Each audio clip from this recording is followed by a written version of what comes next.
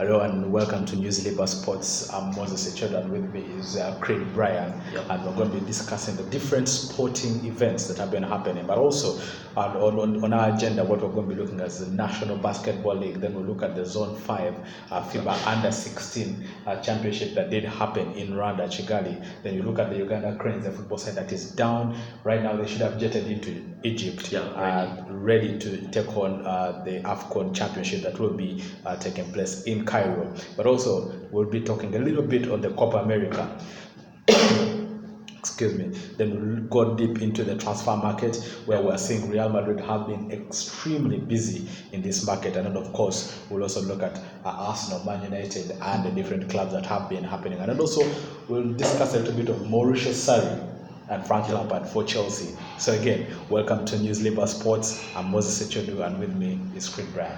Yeah, it has actually been a long weekend as well, because I know the last time we recorded. It's been a while. It's been a while, but the good thing is right now we're going to be dropping in videos. So feel free to always check out our YouTube channel. We shall be discussing everything that has been unfolding in sports. So you can as well just give us your feedback if there is anything you want us to talk about. Just drop it down in the comments. Exactly, the tactical analysis, the information, everything. We're just here to break down everything. Yeah, definitely. Brian, the second round of the National Basketball League, more so in the men's division, has returned. However, it seems like the City Oilers have now started from where they ended in the first round.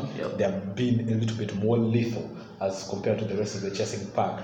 They beat up on the KU Titans, Falcons as well. Yeah. What do you make of the second round so far? Because 4 games have been played in the second round. Yeah, for City Oilers, I think right now is the time when they need to start winning. It has been a status quo in City Oilers. If you remember, all the seasons they have managed to win the championship. In the first round, they struggled a little bit, and this season it has really been hard for them, simply because they had injuries in there and players were fatigued. But getting into the second round, they are doing what they are supposed to do. Beat up on teams like KU Titans. Now you're playing against the Falcons team. To me, it's not even a team that is in transition. It's a team that is not ready for top flight basketball. So for me, when I look at City Oilers, it's the same thing they are doing season in, season out. Have a fair first round, and second round go in and get a better spot in the playoffs and make sure that you defend the championship. So for me, I think it's what they do best. Players are returning and everyone is in high spirits. That's the reason why they are managing to win games. That comfortable wins against KU Titans and Falcons. So to me, that's the thing that I think City Oilers does every season in, season out. And then for the ladies' side, I think it's all about JKL, because it's unbeaten. They managed to win their last 2 consecutive games, or the 2 first games in the second round. And I think the only team that can give them a hard time should be UCU Cannons, because when you look at UCU Cannons, they have lost only 2 games. And all those 2 games have been against JKL in the first round and then in the second round as well. So when you talk about that, should we anticipate a final between the UCU Cannons and the JKL Dolphins? Yeah, I guess so, because UCU, the only thing they need is time. Because you look at their roster, you look at the 5 players, especially the starters, it's only Zaina who has that experience. Roda Najita is a little bit young in there. Brenda Kiaga still young in there. The likes of Maimuna as well. These are young players, but they only need time to create that chemistry within the team, and I think they'll put up a good fight. But if you talk about experience and as well a little bit of young talent in there, I know you can't compare the UCU with JKL. That's the reason why I feel like UCU, I'm not sure we think that they need time, but it's not a team we think that is going to give JKL a run for its money. So for me, I think it's going to be down to JKL as well, a team that is unbeaten. UCU, they need time. The likes of Leopards, they haven't really been brilliant. I think that in the shadow of the team we saw last season. So that's the reason why I think that when you talk about women's basketball in Uganda right now, it's only UCU and JKL. I think those are the only teams that are playing good basketball currently. All right. And of course, as we continue with the conversation of the Ugandan basketball, we cannot miss mentioning the absolute awesomeness of the under 16 ladies side, the Gazelles, that were when they went down to Rwanda. Of course, the boys side didn't perform as we had anticipated. They lost to Rwanda in the final game, but the girls side picking up massive wins and then going ahead and winning the championship and the Zone 5 championship. Definitely qualifying themselves for the continental bout. What do you make of their side? Well, I think it's down to the coach. I think that Brian Watham is a good coach. I remember the time when he took over at Titans, that's the reason. That's the time when I knew that he's a good coach. Because when you look at Hamza Nyambogo, the way he coaches, and then Brad Wanthum, the difference is when you look at Hamza Nyambogo, he loves controlling players. So he doesn't give players that sort of freedom or room to show him what they can do. He wants players to do what he feels they can do, not the players to express themselves. But for Brad Wanthum, he's this kind of coach. He doesn't control you. He puts you on pitch, on court, and tells you, know what, this is your role. This is what you're supposed to do. I think it's the same thing he did with that team. And when you look at a team that has 3 players who can perform in double figures, not only in points, but in terms of rebounds as well, it's a good team. You look at the likes of Abalamunu in there, she had 29 points in the last game. Look at the likes of Mariamu Juma. Actually, to me, she should be the best player on that team. Had 20 points in there, 42 rebounds. I mean, just a brilliant player in there. And of course, the likes of Regina, of course, playing good basketball in there. So you might think that you look at their timely contribution as a team, they really deserved it. Unbeaten, 4 games, 4 wins. And when you look at this side, at the age of just at the under 16 category that they are in currently, do you think that if they are well managed, that they will be the next couple of players that will probably look at to break into the senior ladies team and also probably get Uganda to the World Cup championships? World Cup. Well, it's a process, I think. It's a process. True, they really look like the light at the end of the tunnel, and I think they can get down there, because if you're to look at some of the things that FUBA promised us with the funds that they are going to do this season is to improve on grassroots basketball. Now that's grassroots basketball. They need to make sure that at least they organize very many clinics, they get as many coaches as possible to make sure that they give these kids basics. Because when you look at the league, we do have good coaches in there. Brad Wanthum, of course, is a good coach. Hamza Nyambogo, fairly good coach, that's my opinion. Fairly good coach in there. So I think we have everything that it takes. Then the plans of FUBA, not only that, but we have seen different clinics in Lugogo, VCC as well. So I think if they continue with this manner of organizing clinics, then it's a good thing for our girls. They'll keep on performing. All right, that is how we, of course, are ending the basketball segment. But like we've said, the under 16 Gazelle side, we just went to Rwanda, blew everyone as apart, won the championship, qualified for the FIBA African Championship that will be happening in August. Again, that will be happening down in Rwanda. And of course, we've seen Rwanda trying to construct one of the biggest arenas in Africa in terms of basketball. They have really done so much in terms of growing the sport, but also investing so much in it. As we drift away from basketball now, Brian, we now have to look at the Uganda Cranes, the football side. This is, and they have had preparations in Abu Dhabi. They had one friendly where they drew 0-0. Yeah, that was against Turkmenistan. Yes, and everyone was in shock and everyone was worried. But then over the weekend they played against Ivory Coast. In a game they came out victors through that penalty by that is Farouk Mia. But you look at the entire game and you're seeing that there was a little bit of improvement in terms of how we are attacking, because we really attacked Ivory Coast. The Uganda Cranes did attack Ivory Coast. Then you also look at the fact that the team did improve on the chemistry, and I think those are some of the things that we have been talking about, that for majority of our tournaments, we have really struggled with team chemistry. What do you make of what Sebastian Desabre is doing with this great side? I think right now, when you look at the Uganda Cranes team, we don't have any reason not to perform. Because we have had the training sessions, the friendly matches, of course. And to me, I'll tell you this, I've been sharing thoughts with very many fans out there, and they think that it's just a friendly against Ivory Coast, but it's not just a friendly. It's not just a because you need that mental preparedness, especially when you're getting into such a big tournament. You need to win your friendlies, because if you remember 2 years back when we played against Ivory Coast, they walloped us 2-0. That was a friendly before we played in the AFCON. What happened in the AFCON? We didn't win any single game. We lost to Ghana, Egypt as well, and then we drew with Mali. A 1-0. I remember that brilliant Farouk Mia goal.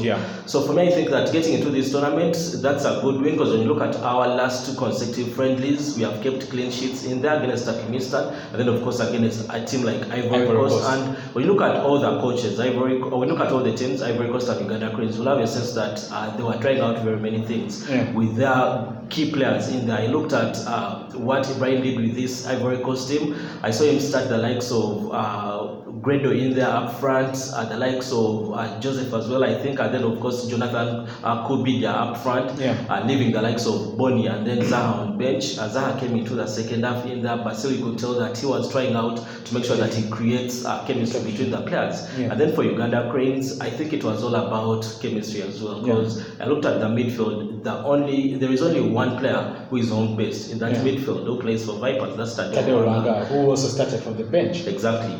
So for me, I think that for Uganda Cranes, all in all, the takeaways from the two friendlies, first of all, I think that they need to improve in terms of creativity, because look at that midfield. True, it has players who can create chances in that. Tadeo Lwanga can. Farouk Mia is a wise player. He knows how to run through those spaces. Alan Kateriga as well, his movements on and off the ball, they're really brilliant. You look at players like Michael Azira, I think he wants to prove that he deserves to be on that Cranes team, and this is a chance for him to make sure that he throws out anything he has on that pitch to make sure that at least he creates for the Cranes.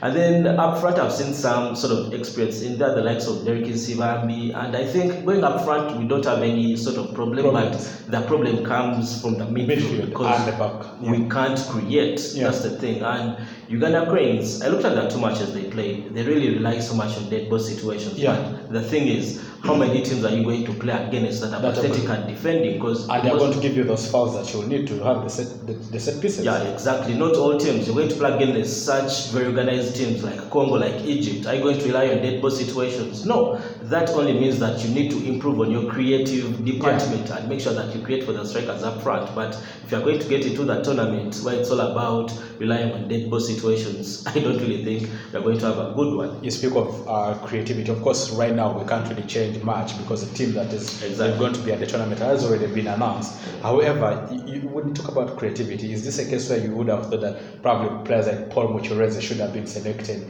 or even Alan Okello thrown in there, and probably, given that they are not in there, do you think Kateriga will be able to deliver the goods? I think Kateriga, of course, should be. I've reached a point whereby I don't really want to focus so much on the team selection, because it has been the case of the same tale. You're going to go complain about the likes of Alan not getting a call-up in there, but still, it's not going to change. The thing is, we have to deal with a bunch of players that are on the team. But for me, when I look at that midfield, I think they can create. Because look at most of the players. Either I've seen Tadeo Lwanga play for Vipers. Is this kind of player who can control the tempo of the game. So that's all you need. If you do have Tadeo Lwanga in that midfield, then Alan Kateriga, then of course the likes of Farouk Mia playing in that number 10 role to try to connect the midfield to the strikers, then that's all you need. If they put in everything they've been doing, especially in the last two friendlies, I think that we can as well get some positive results in there. All right, and of course, remember that the Uganda Cranes have traveled to Egypt to get ready for the tournament that kicks off this Friday. The first game, that is between Egypt and Zimbabwe, will kick off at 10 p.m. local time in Uganda. And of course, Uganda Cranes will be in action on Saturday against the DR Congo. And of course, we want to wish the boys all the very best as they engage in this tournament, the second tournament they have qualified after over 38 years, and probably this time around will also the Uganda Cranes will be one of those teams that will not be staying in the group stages but progress onto the local stages. What do you think about the group? You think you're going to jump out of the group? If we can pick up a win against Zimbabwe, not Egypt. No, I really don't think that we can pick up a win against Egypt. Egypt are a bit too organized and experienced, but I think if we picked up a point against 3 points against Zimbabwe, pick up a point against DR Congo, then definitely or even beat up on DR Congo, then definitely we can't get out of the group. It's a question of how we're going to be organized defensively, and then also how that is Emmanuel Okwi and Patrick Kadu can play that exchange and interlink position going in front, and that is always going to be the big question, because Farouk Mia, what is going to happen ideally for him is he's going to be playing right behind the striker, and so that means that he's going to have to do a lot of work in terms of creating opportunities for Patrick Kadu, the gentleman who plays for KCCA. Well, I think we can pick up 6 points, and then for Egypt, I'll just surrender the three. I wouldn't say that it's going to be a walk in the park for Egypt, but I think that we can pick out 6 points. Given that in the previous tournament we gave Egypt a hard time and they had to rely on a late goal win, a late goal to pick up the necessary points against us, I think we could give them more stress again today. Exactly. And now we move on to the international scene. The Copa America, Brian, is back. Brazil picked up the first win in the tournament's opener, goals from Felipe Coutinho and Everton one of the young industrial players in the Brazilian Serie A. And then, of course, Argentina falling to Colombia by 2-0. Of course, questions will always rise for Argentina on what Messi brings to the team. But at the end of the day, where is the rest of the pack to pick up the pieces when he's not performing? What do you make of the two sides so far? Well, for Argentina, I think the question should be: do they really want to build their team around Messi, or they want Messi to be a part of the team? Because to me, I think it's really different. Because building the team around Messi, that means they're going to rely on Messi. Yeah. And night where he's not going to show up, they're going to struggle. That's the reason why you see times when Barcelona or even Argentina, they drop points, everyone is going to talk about Messi. Where was Messi? Where was Messi? So I think that for the coach, they need to make sure that at least they create more key players in that team, because Messi can't do everything. That has been the status quo. In the World Cup, it was the same thing. It costed them, and now we are seeing it in this tournament. So for me, I think it's the only thing they need to work on. So you don't see them progressing as far as winning the tournament? I don't see them progress. It's too late for them to get in that transition where they have to walk away from that being carried on Messi's back situation. Yeah. So, of course, we have seen Brazil with that Neymar. They have not really looked the part that we are normally used to seeing. They have really struggled in terms of creativity. They have not had that fluidity in terms of their gameplay. But at the end of the day, they just seem to be picking the necessary points. And for Tite, given without Neymar, you'd think that he has the material to be able to go ahead and win. And also, I think that Neymar's injury is a blessing in disguise. You're being harsh. But for Brazil, the good thing is they have dexterity in that team. They have very many talented players. Yeah. And for me, a coach who has that authority to bench players or strip off the captaincy of a key player like Neymar. Yeah. That's the coach you need. You need to have a coach who is going to have his final word. Yeah. And that's the good thing with Tite. And when you look at the team selection, I know very many people question this team. They're asking themselves why the likes of Fabinho in that team, considering the fact that some of these players who missed out, they had brilliant seasons for their respective clubs.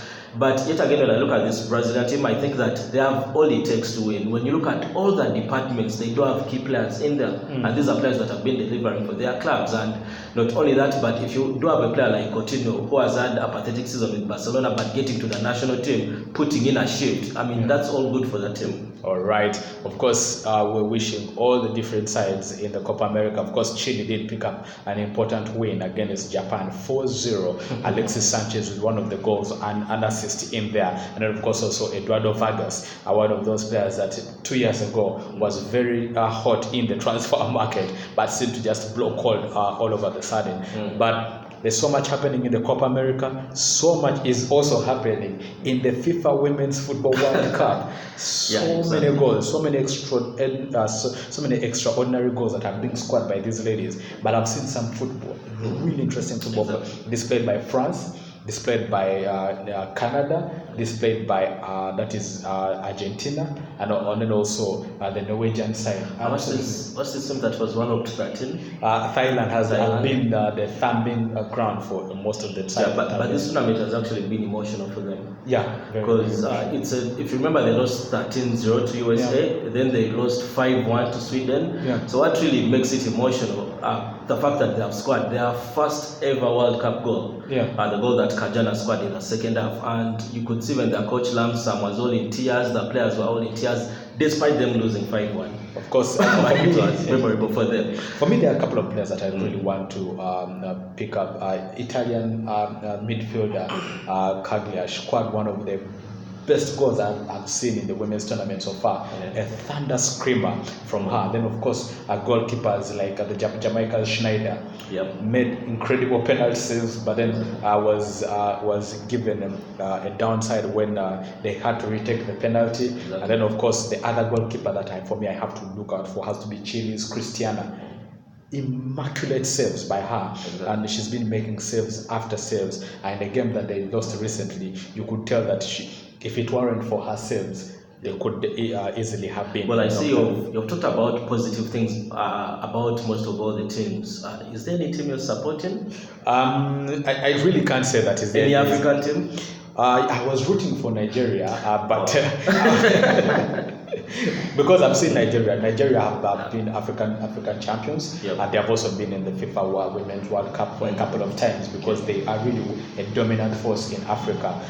But they would just seem to be unlucky both in men's and women's side football whenever we get to the FIFA World Cup. However, the beautiful thing about this Women's World Cup is that the number of viewers has really spiraled up. Remember, TV stations like French TV1 were expecting to have the viewers of about 5 million, but they were shocked to see numbers of up to 10.9 million viewers. But also the other thing is, the stadia, we're getting into full capacity, and I think that is what you want to see for the women's football in order for it to really grow. And I think it has really been given that media coverage it deserves, because you look at the time when the World Cup started. We have looked at these tournaments, for example, like Copa America and then African Cup of Nations. They're about to, Copa America already unfolded, and then of course AFCON is going to unfold on Friday. So you have a sense that ever since that the World Cup started, at least there wasn't any major tournament going on. So the only solution people had is to watch the FIFA World Cup for the women. And considering the fact that we have seen brilliant goals in there, we have seen scoreboards really out of reach. That 13-0 USA and Thailand. We have seen brilliant saves in there. So you don't have any reason why you should miss out on any action in the World Cup. So I think that's the reason why we have seen that the viewership is really good for them, and that's all you need to see, considering the fact that this happened in Uganda a couple of years back, 3 years back. Very many ladies, I should say, and people as well, few people in there were complaining about women's football in there simply because it wasn't really given that sort of media coverage, the attention it deserved. But right now we have seen sides like Kawepe in there, we have seen the likes of Nasuna. They have really been brilliant. At least right now they have dragged that whole bunch of women's basketball to the limelight, and it's really growing. And for most of you Arsenal fans, if you really want to see some bit of success, my advice is that you go and support the Arsenal women's side. They are a really formidable side, winning the UEFA Champions League in there, winning the Premier League titles and the FA Cup title. Yes, they won the FA Cup. They are a really formidable side in terms of women's football in England and in Europe. But at the end of the day, their counterparts, the men, just seem to be very good with the social media. Let's talk about the transfer window, Brian. Real Madrid have been all over the place. Eden Hazard, Luka Jovic, Militao. Then you look at a player like Rodrigo, who is going to be unveiled just a few hours away. What do you make of their transfer so far? I think it's something that I expected, because considering the fact that last season they didn't play with their former best player, Cristiano Ronaldo, Juventus Football Club, and they had to get into the market and make sure that they sign very many players, not only in the departments of scoring goals, but also from the creative department, because most times it doesn't really make sense for you to have the likes of Vinicius Junior up front, well in the midfield. You don't have anyone who's going to create for them. So for me, I think that I really expected Real Madrid to do that business they are doing right now, but yet again, it's not guaranteed that when you sign very many players, they're going to bring you success. Exactly. So I think for Eden Hazard, that was a brilliant signing, because they need a person who can assist and create goals as well. And then of course, when I look at the midfield, it isn't really that bad midfield, but I should say they lack more pieces in there to create that depth in terms of quality, because it's a different case whereby you have depth. Sometimes you could be having depth, but you don't have quality. It's only the first team that could be good, but if you do have at least two good players who play in the same positions, then that's all you need. So for me, I think that it's the business they had to do. It's an overhaul that I personally expected for this Real Madrid team. All right. Of course, remember that they brought in Eden Hazard, who scored 16 goals for Chelsea last season with 15 assists. That's a staggering number for a midfielder. And if you're going to go to a league that is very much technical, then you expect those numbers to probably even double at the end of the season. But then, of course, they brought in Luka Jovic, one of those players that scored over 17 goals for Frankfurt at the end of the day. So you probably they're looking at someone who can be able to assist Karim Benzema in scoring those important goals. But still, Benzema isn't that kind of striker you're going to rely on full season. I don't see that happen. I think that they need to get Hurricane. That could be a little bit impossible for remember that Spurs to let Hurricane move. But remember that even right now, Real Madrid cannot spend so much more money, because right now the debate is, do we sign Paul Pogba or do we go with that is Kylian Mbappe? Because the question is, if they spend more than 250 million, they are all going to get into financial policy wars with FIFA and UEFA, and at the end of the day, they will get a transfer ban. But you know, Real Madrid is actually doing what most teams have to do. Teams like, I know this should sound some sort of vague, but teams like Arsenal, teams like Bayern Munich as well, because of late, if you need to get a good player, then that means you need to cough out large sums of money. And that's what Real Madrid is doing. They know that they need to build a team, they have to spend. But you look at a team like Arsenal, they know they need players, but they can't spend. They are smiling and tweeting. But I think for me, the other thing that Real Madrid are probably also doing is that that is James Rodriguez could be on his way to Napoli. The deal could be finalized very soon. And then of course the other player is that is Gareth Bale, the Welsh international, could be joining that is Bayern Munich on a transfer loan deal as well. Why a loan deal? Because he doesn't want to leave his £51 million salary. Because the thing is, they don't even need him on the team. They don't need him. They have told him to leave, but he's saying, you know what, I'll only leave if you're paying me my 51 million. The other thing is Manchester United. They're looking at players like Wan Bissaka from Crystal Palace. A very interesting defensive defender who loves to move a lot and also creates goal scoring opportunities. And then the other player they're looking at is Benfica's João Felix. Absolutely phenomenal young talent. He's about 18 years of age, but the things that he can do with his feet and his intellect on the ball is, I think, something that probably Ole Gunnar Solskjaer would be looking to bring onto their side. But for Wan Bissaka, I think he's really a brilliant player. He can fit into that system of Ole Gunnar Solskjaer, considering the fact that Ole Gunnar Solskjaer loves playing that sort of pace football, push the ball up front. It's what Wan Bissaka does for Crystal Palace, and of course his movements on and off the ball have really been brilliant. Because if you do have a fullback who can move but then cover up in time, that's all you need, because you'll be having at least two aspects on pitch. You'll be having that defensive aspect and then the offensive aspect. So I think that is a good player, but the question should be, are they going to be in position to sign him? Of course, remember that Crystal Palace have rejected their £50 million bid, and already Zaha was going for how much? Zaha was going for about 70 million pounds, 70 and 80 million pounds. So that is where Zaha is at the moment. The other player that United are looking at is Harry Maguire, the player at Leicester City, one of those formidable English defenders. And for a team like United that are trying to rebuild, you also need to have an English core, because remember, there's a policy that you must have 5 locally best players. That means that you need to get 5 English players that are on your side. So getting Harry Maguire in there could reduce on players like the utilization of players like Chris Smalling and that is Phil Jones, who many call Mr. Calamity. For Arsenal on the other side, Carrasco has slipped out of their hands because they could not pay the £40 million asked by the Chinese side.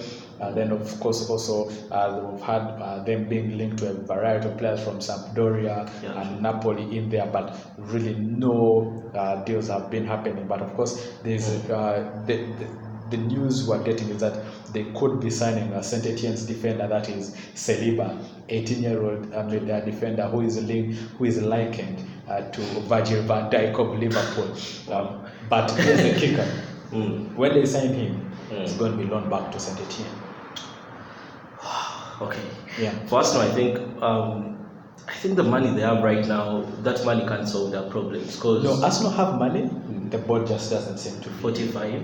I mean, how do you in this day and age, in this market where one player costs you 50 million, how are you going to? I mean, you're going to go and look for Jamie Vardy and they'll ask you for 60 million pounds. So you can't really compete in this market. For Arsenal, the problem is, to me, if you ask me, Arsenal has gotten back in the same position they were in during the last season of Arsene Wenger. Because I'm not really questioning that appointment of Unai Emery, but I still think that to think twice. Reason being that when you look at Unai Emery, one of the tasks that he had to do with his Arsenal team to make sure that they improve their away form, of which I feel like he has really failed to do that. Because if you're going to get a coach 3 years back who failed to win any away game with Sevilla, and yet winning away games, it's one of your tasks that you need him to do, then I don't understand that, because Unai Emery 3 years back he failed to win any away game with Sevilla.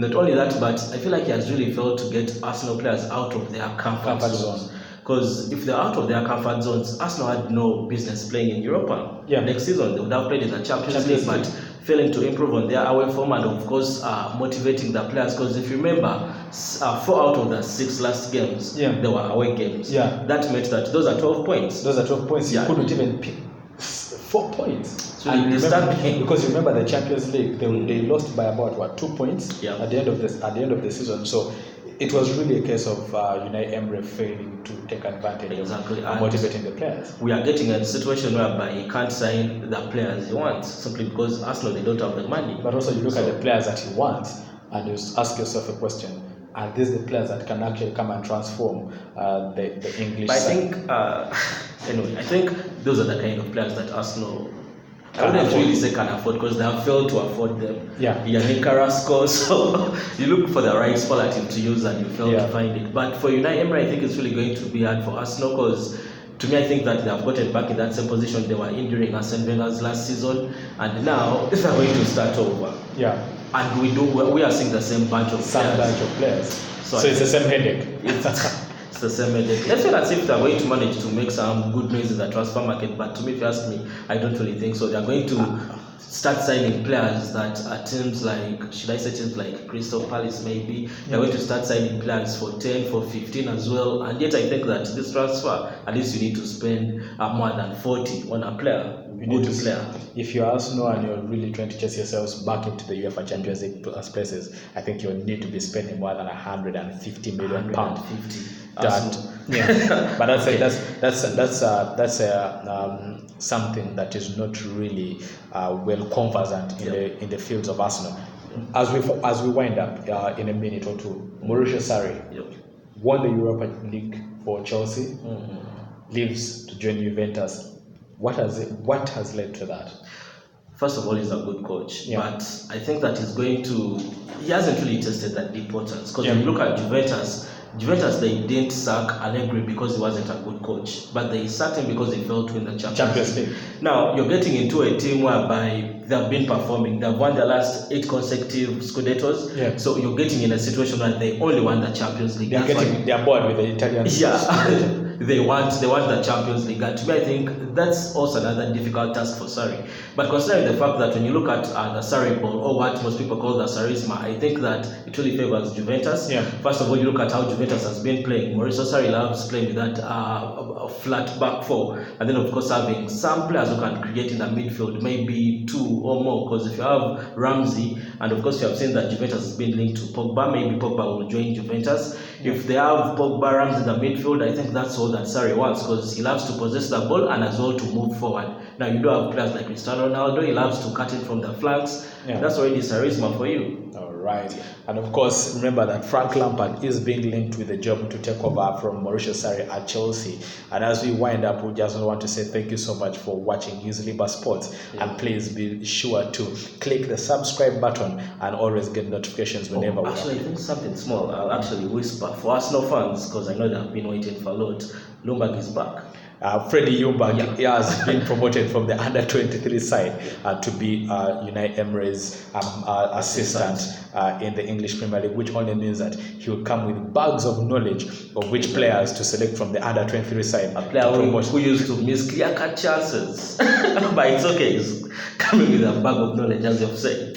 He comes with a bag of knowledge of which under-23 side players should be promoted into the first team. And of course, given that they only have 40 million, which they may not even spend, they will definitely need players from the under-23 side, given they have also lost about 4 players in the free transfer. That is Welbeck, Lichtsteiner, and Ramsey, who left to join Juventus. But at the end of the day, like we're saying, welcome to your home of sports. That's Newslibre Sports. Be sure to click the subscribe button and get notifications whenever we update. And we're going to make this as usual as possible to bring you the latest information on different sporting activities. But also, we'll keep you very much posted on sports-related activities and the transfer market. From me, Moses Echodu, and Brian Creed, it's a goodbye.